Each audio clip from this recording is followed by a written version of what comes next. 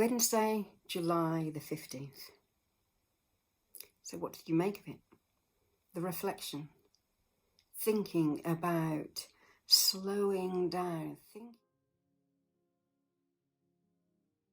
thinking about focusing your attention in the moment on the person, on the task in front of you. Never allowing yourself to say, I'm going to be overwhelmed, I'm too busy. And yet I know those words are in my head too often.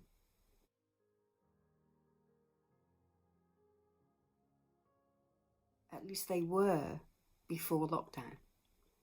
And as I read it, I could see the illustrations of the fact that it was written 50 years ago or more. Writing a handwritten letter. When was the last time you wrote a handwritten letter? But it still resonated as true today.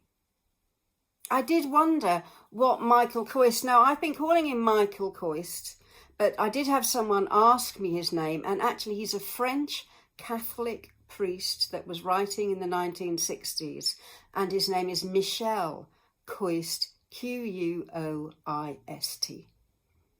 And I wondered what would he make of modern life? You know, in the 60s, I was only born in the 60s, but in the 60s, when you closed your front door and went out for the day, unless somebody was with you or knew exactly where you were going, you were unreachable. You didn't take your office with you. There was no mobile phone. There was no text messaging. And letters were written and had to be posted, and you had to wait for them to be received, read, the reply written and sent back. Now emails are charged off and text messages are sent and replies received. And it seems that for all the convenience, we are never out of touch.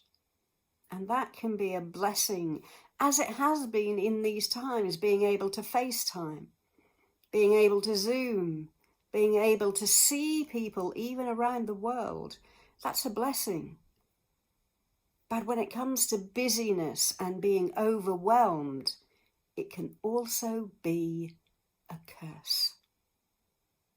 So what about that shower gel?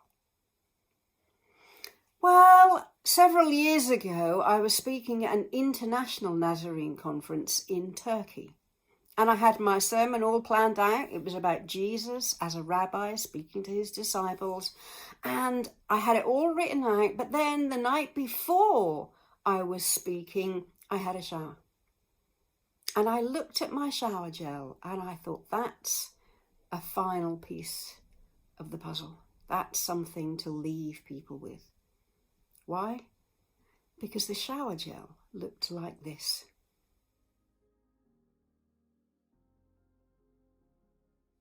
Be never too busy to be beautiful.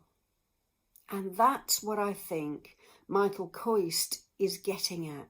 That's the thing that resonates, whether it's in the 60s, 70s, 80s, 90s, or today. That as we work for God, as we seek to be efficient, as we seek to be productive, and from a Christian point of view, as we seek to be fruitful in our ministry or our work, we must never be so busy working for God that we forget to reflect the glory of God in all that we say and do. So this week, as I've been preparing to open the church up on Sunday, as I've begun to work again for the district because my furlough is over, I can feel it. I can feel the difference. I can feel that level of anxiety almost as I get used to upping the pace, having more things in my inbox, getting more messages, more emails, making more phone calls. And I wanted this message to be real to me, and I want it to be real to you. We want to achieve things for God. We want his message to get out there. We want the church to flourish, even in these difficult times.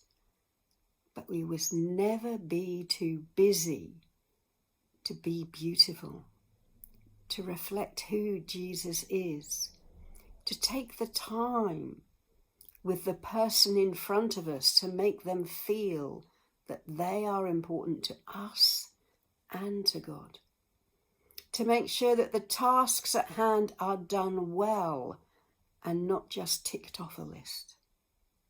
So my prayer for me, as the pace picks up, and for you, is that none of us will again start to be so busy that we forget to be beautiful in all that we do and all that we reflect of God. I'm going to leave you with some verses to help us think about what God has to say about how we use our time and our lives. See you tomorrow, if there's time.